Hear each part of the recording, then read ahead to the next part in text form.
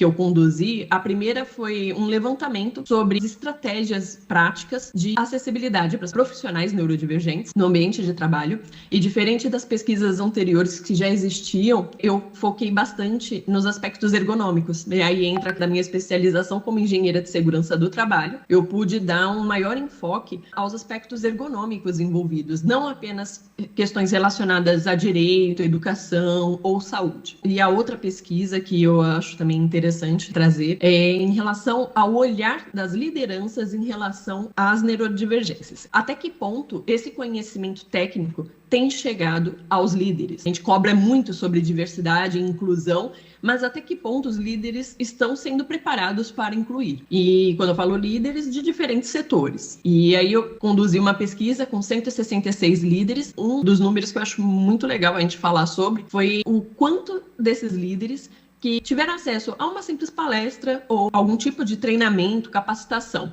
E, infelizmente, de 166 pessoas com cargo de liderança que participaram da pesquisa, quase 75,9% não tiveram acesso à palestra, a um treinamento, absolutamente nada. Eles simplesmente sabiam alguma coisa pela internet, de forma superficial, sendo que alguns nunca tinham nem sequer ouvido o termo neurodiversidade antes de participar da pesquisa que eu conduzi. Eu acho que isso tudo traz à tona o impacto dessa carência, dessa lacuna de produção da literatura acadêmica e quanto mais na prática. Não se trata só de responsabilidade social, de vamos incluir porque é o certo a se fazer, o que é importante, mas trata-se também de potencializar a capacidade de inovação, porque, como eu falei anteriormente, diferentes mentes têm diferentes tipos de perspectivas, de abordagem de problemas, de resolução de problemas. Então, vai além de responsabilidade social. A gente precisa ampliar esse olhar, ter realmente um pouquinho mais de percepção do impacto positivo que pode ter tanto nas equipes quanto no modo de liderança que a gente presencia nas empresas. A próxima pergunta: tu atua como consultora de acessibilidade para autistas e pessoas com transtorno do déficit de atenção com hiperatividade, o TDAH. E como as empresas elas têm se adaptado para receber melhor essas pessoas? Eu vi que tu falaste sobre aquele número um pouco chocante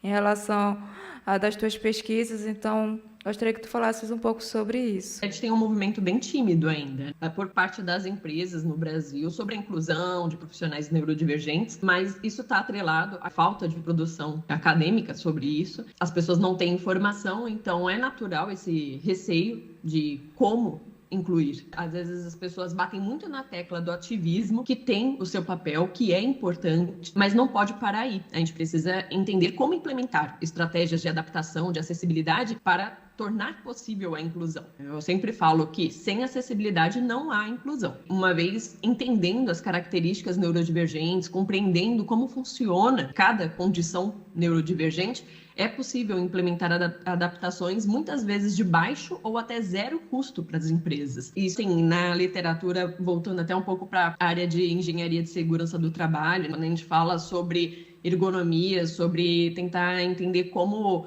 adaptar o meio de trabalho, muitas vezes as pessoas focam muito nas deficiências físicas. Então, para citar um exemplo, uma rampa de acesso para pessoas que usam cadeira de rodas, piso tátil para as pessoas com deficiência visual, mas e para as pessoas autistas ou com TDAH? Quais são essas adaptações? E aí entra a importância, da capacitação de equipes, de lideranças, para fazer um nivelamento de conhecimento sobre as condições neurodivergentes. Então, as empresas que me procuram para entender, compreender o como agir para adaptar o meio para essas pessoas, para esses profissionais, buscam realmente essa capacitação. Então, quais seriam as ações a se tomar? Seriam palestras, eventos para fazer esse nivelamento de conhecimento, ou até mesmo mentoria quando a gente precisa de um suporte um pouco mais imersivo. Então, no caso, quando você tem líder e liderado, que muitas vezes até o liderado neurodivergente, ele não tem acesso à informação sobre a sua própria condição, a mentoria entra nesse papel também, de fazer uma ponte entre o funcionário e o líder para facilitar a acessibilidade atitudinal, ou seja, a forma de comunicação que vai ser feita. Isso impacta até na forma de lidar no processo de feedback, ESG, de gestão de pessoas. Então, é importante entender que não para só nos aspectos ergonômicos, mas também tem essa questão da acessibilidade atitudinal. E as empresas, elas podem ter ações efetivas através dessa conscientização, dessa capacitação de todos os envolvidos. Muito obrigada, Laís.